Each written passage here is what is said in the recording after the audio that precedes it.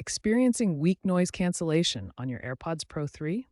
You're not alone. Many users report that the ANC doesn't fully block low frequency sounds like airplane engine noise or traffic. This is a known issue, with about 20 to 30% of users citing ANC leakage compared to older models. While Apple has released firmware updates to optimize ANC, the problem often boils down to fit. A poor seal lets external noise in, diminishing the effectiveness of the noise cancellation. This is especially true for users with smaller ear canals.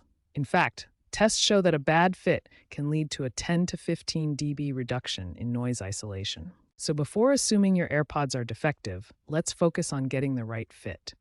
To improve your AirPods Pro 3's ANC, start with the ear tip fit test in the iOS settings. Go to Settings, then Bluetooth, select your AirPods Pro, and choose Ear Tip Fit Test. Try all the included ear tip sizes to find the best seal. The AirPods Pro 3 comes with smaller, softer tips, but they may not work for everyone. Proper fit is fundamental to noise cancellation.